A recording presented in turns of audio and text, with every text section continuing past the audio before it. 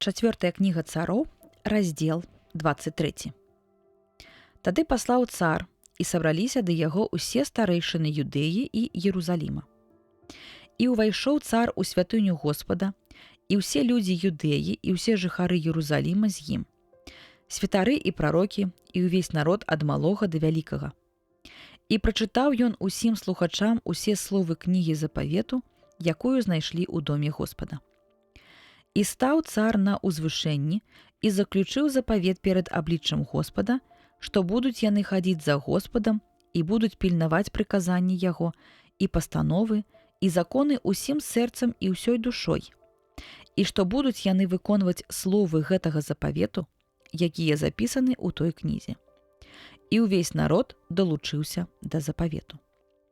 І загадаў цар першасвятару Хелькіі і іншым святарам і брамнікам, каб выкінулі са святыні Господа ўсе рэчы, зробленыя для Баала і Асеры, і для ўсяго войска нябеснага. І ён спаліў гэта па-за Єрусалімам, у даліне Цэдрона, і попел ад іх занёс у Бетэль.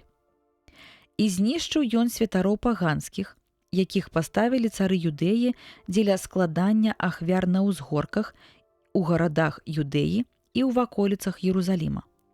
І тых, якія кадзілі Баалу і сонцу і месяцу, і 12 сузор'ям, і ўсяму войску нябеснаму. І вынес ён з дома Господа слуп па-за Єрусалім, у даліну Цэдрона, і спаліў яго там, і сцёр яго ў пыл, і кінуў на магілы простых людзей. Таксама разваліў ён дамы распусніц, якія былі ў доме Господа, дзе жанчыны ткалі адзенне для Асеры.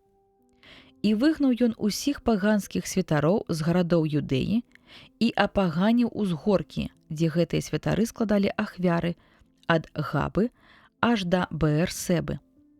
І зруйнаваў узгоркі, якія былі ля ўваходу ў браму Ешуа, кіраўніка горада, з левага боку ад гарадской брамы.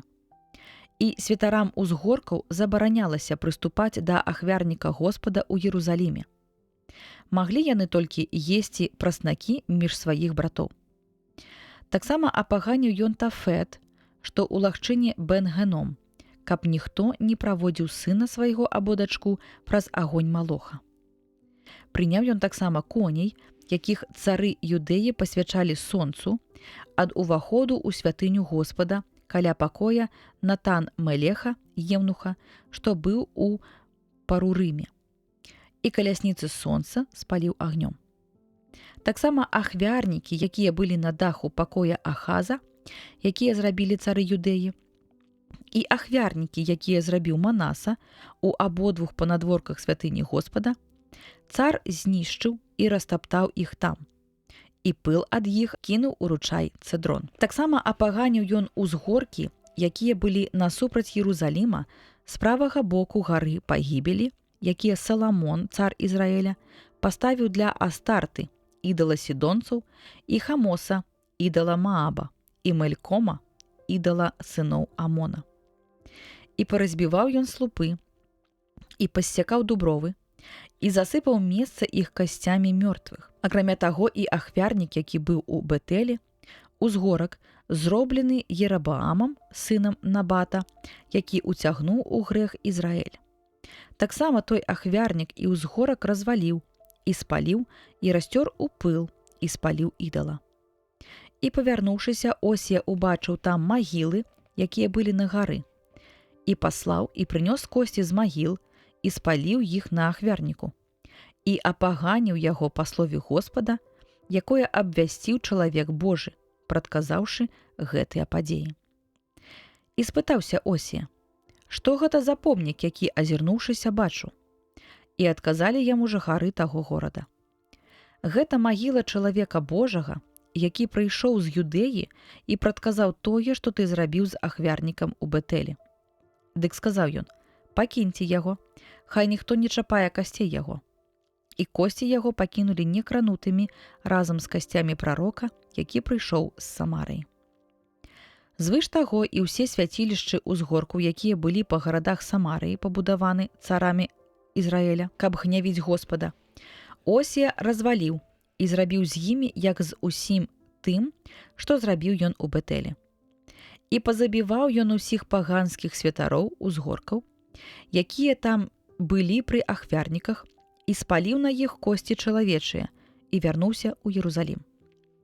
І загадаў усяму народу, кажучы: «Святкуйце Пасху Господа, Бога вашага, як напісана ў кнізе запавету яго.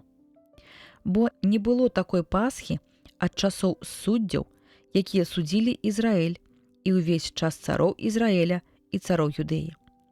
Толькі ў 18-й год царавання Осіі святкавалі гэту Пасху Господу ў Єрусаліме. Таксама Осія загубіў выклікаючых памерлых і чараўнікоў, і тэрафімаў, і ідалаў, і ўсе агіднасці, якія былі ў зямлі Юдэі і ў Єрусаліме, каб споўніць словы закону, што былі запісаны ў кнізе, якую знайшоў святар Хелькія ў святыні Господа.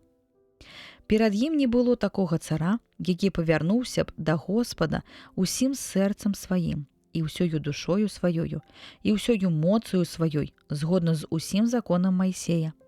І пасля яго не з'явіўся падобны да яго. Аднак Господ не спыніў гневу вялікага абурэння свайго, якім узгарэлася абурэнне яго супраць Юдэі за ўсе знявагі, якія прычыніў яму Манаса.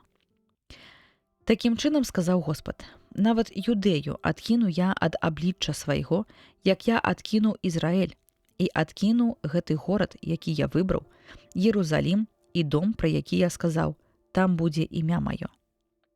А іншыя дзеянні Осіі і ўсё, што ён зрабіў, ці гэта не запісана ў кнізе аналаў цароў Юдэі?